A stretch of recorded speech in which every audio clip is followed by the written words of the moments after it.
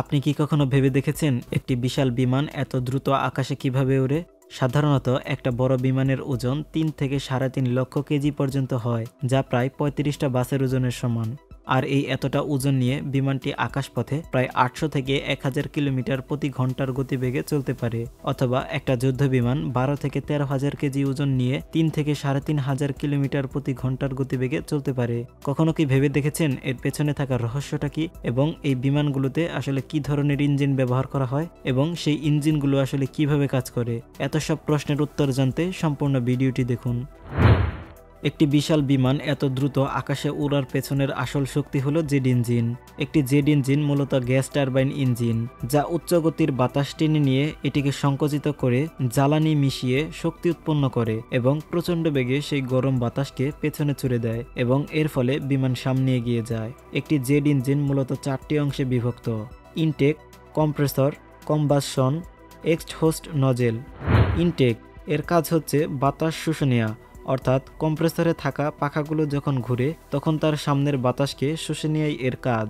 Compressor এর কাজ হচ্ছে শুষে নেওয়া বাতাসকে সংকুচিত করা, এবং এই বাতাসকে সংকুচিত করার ফলে এটি প্রচণ্ড গরম হয়ে যায়।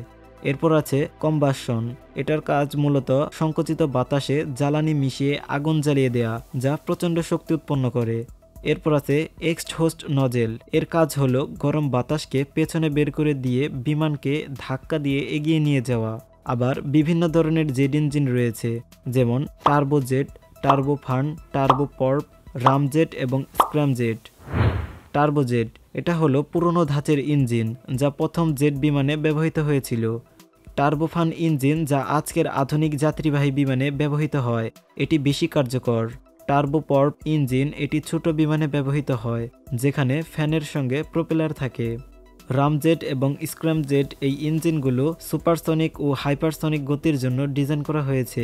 বর্তমানে যে জেট ইঞ্জিনগুলো রয়েছে সেগুলোর ডিজাইন উন্নত করা হচ্ছে, যাতে জ্বালানি খরচ কম হয় এবং কম কার্বন নিঃসরণ হয়। নতুন হাইব্রিড ইলেকট্রিক জেট ইঞ্জিন ও সাস্টেনেবল এভিয়েশন ফুয়েল নিয়ে গবেষণা চলছে। জেট ইঞ্জিন হলো আধুনিক এভিয়েশনের এক বিস্ময়কর উদাহরণ।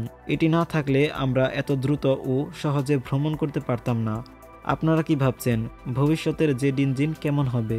কমেন্টে জানান। আর হ্যাঁ, আপনি যদি এমনই রোমাঞ্চকর রহস্যময় ভিডিও দেখতে পছন্দ করেন, তাহলে এখনই সাবস্ক্রাইব করতে পারেন আমাদের এই চ্যানেলটি। ধন্যবাদ।